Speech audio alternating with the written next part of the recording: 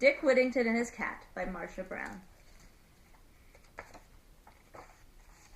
Behold a cat whose merit wants a name. 'Twas she that raised poor Whittington to fame. New Haven Chapbook. Dick Whittington and His Cat.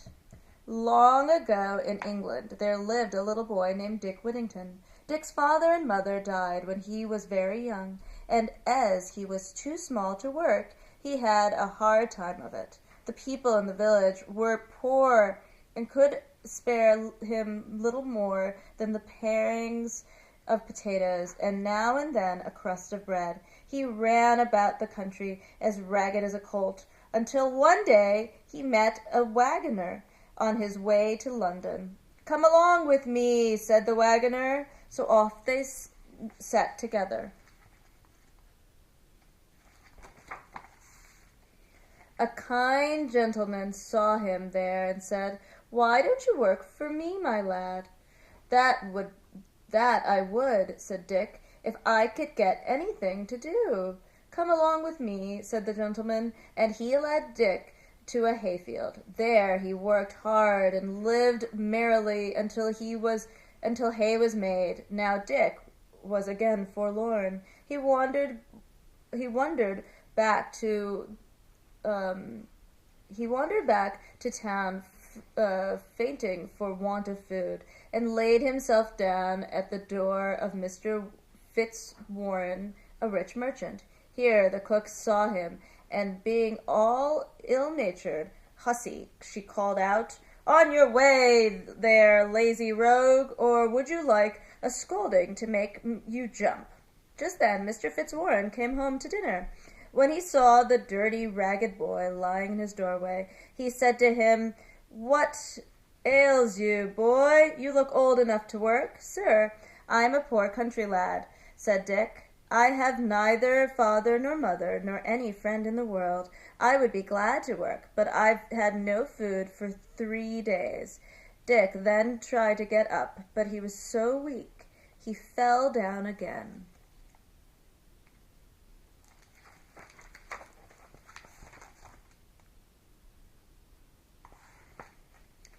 "Take this lad into the house," Mr. Fitzwarren ordered to his servants.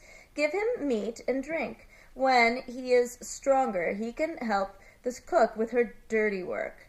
Now Dick would have lived happily with this worthy family if he had not been bumped about by the cook. "Look sharp there! Clean the spit! Empty the drippings pan! Sweep the floor! Step lively o'er!" And down came the ladle on the boy's shoulders. For the cook was always roasting and basting, and when the spit was still, she basted his head with a broom or anything else she could lay her hands on. When Mr. Fitzwarren's daughter, Alice, was going on, she warned the cook, "Treat the boy more kindly, or leave this house." Besides the crossness of the cook, Dick had another hardship. His bed was placed in a garret, where there were so many rats and mice running over his bed he could never get to sleep.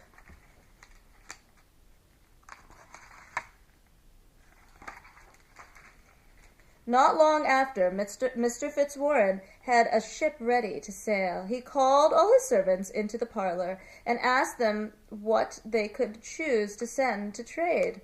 All the servants brought something but poor Dick. Since he had neither money nor goods, he couldn't think of sending anything.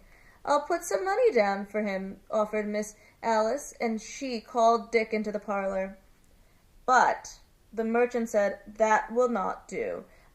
It must be something of his own." "I have nothing but a cat," said Dick. "Fetch your cat, boy," said the merchant, and let her go.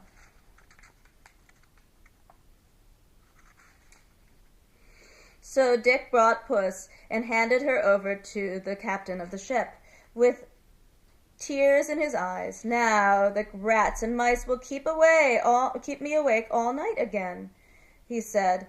All the company laughed, but Miss Alice pitied Dick and gave him some halfpence to buy another cat.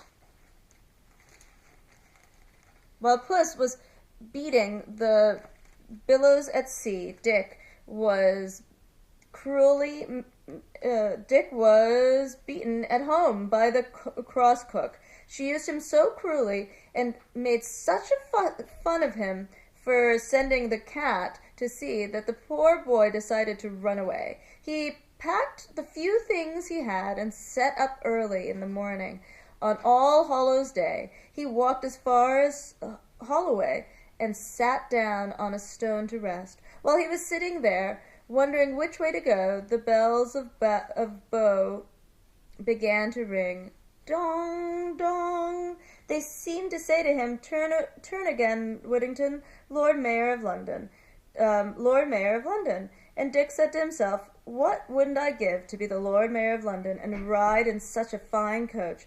I'll go back and I'll take the I'll take the cuffings of the cook if I'm the Lord Mayor to be Lord Mayor of London. So home he went. Luckily he got into the house and about his business before the old cook came downstairs.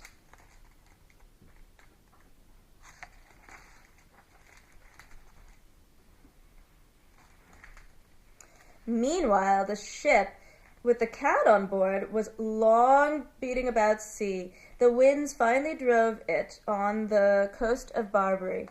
Here lived the Moors, a people unknown to the English. They came in great numbers on board to see the sailors and the goods which the captain wanted to trade. The captain sent some of his choicest goods to the king of the country. The king was so well pleased that he invited the captain and his officer to come to his palace about a mile from the sea. Here they were placed on rich carpets, flowered with gold and silver. The king and the queen sat on the upper end of the room, and dinner was brought in. No sooner had the servants set down the dishes than an amazing number of rats and mice rushed in. They helped themselves to every dish, scattering pieces of meat and gravy all about. The captain, in surprise, turned to the nobles and asked, Are not these vermin offensive? Oh, yes, said they, very offensive. The king would give half his treasure to be rid of them. They not only ruin his dinner, but also attack him in his chamber, even in his bed.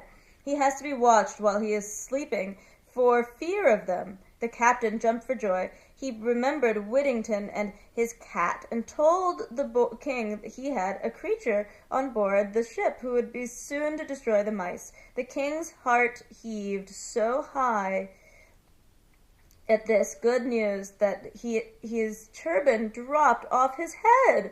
Bring this creature to me, he cried. Vermin are dreadful in a court. If she will do what you say, I will load your ship with ivory, gold, dust, and jewels in exchange for her.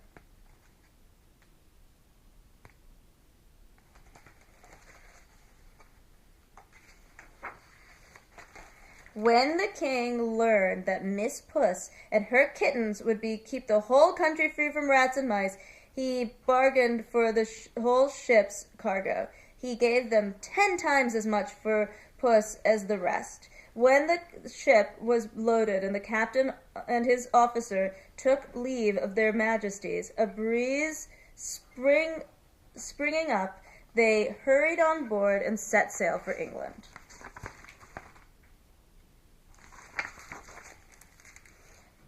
The sun was scarcely up one morning when Mr. Fitzwarren stole from his bed to count over the cash.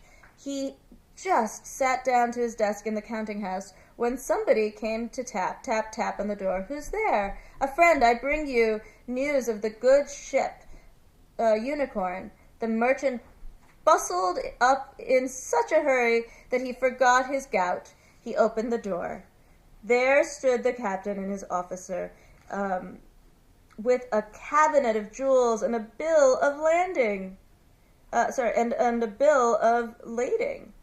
The merchant lifted up his eyes and thanked heaven for such a prosperous voyage. They told him about how the cat had they told him about the cat and showed him the casket of diamonds and the rubies they had brought for Dick. At that, the merchant cried out, "Go call him and tell him of all his fame, and call him Mr. Whittington by name." Dick was scouring the pots in the kitchen and did not want to come into the clean parlor. "The floor is polished and my shoes are dirty and full of nails." But the merchant made him come in and sit down. He took Dick by the hand and said, "Mr. Whittington, I sent for you to congratulate you upon your good fortune. The captain has sold your cat to the King of Barbary. She has brought you more riches than I am worth in this world. May you long enjoy them."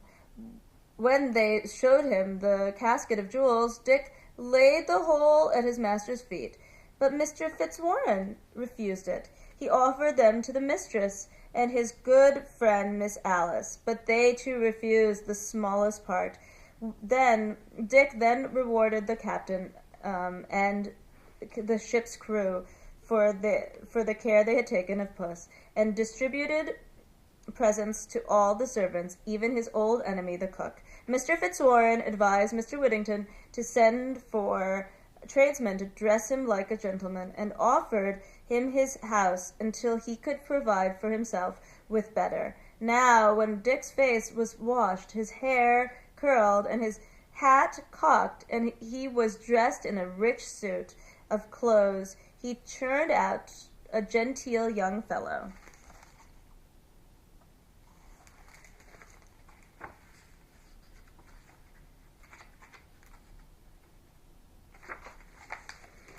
Whittington and his... In a little time, he dropped his sheepish behavior and soon became a sprightly companion. Miss Alice, who formerly looked on him with pity, now saw he was saw him in quite another light. When Mr. Fitzwarren noticed how fondly they were of each other, he proposed a match between them. Both parties cheerfully consented. The Lord Mayor and his coach, court of aldermen, sheriffs, company of stationers, and a number of eminent merchants attended the wedding ceremony, and afterwards all were treated to an elegant entertainment.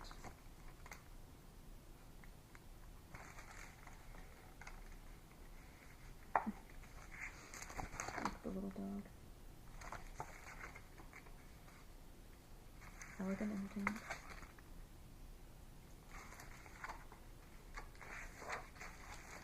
Whittington and his bride were called the happiest couple in England. He was chosen sheriff and 3 different times elected Lord Mayor of London.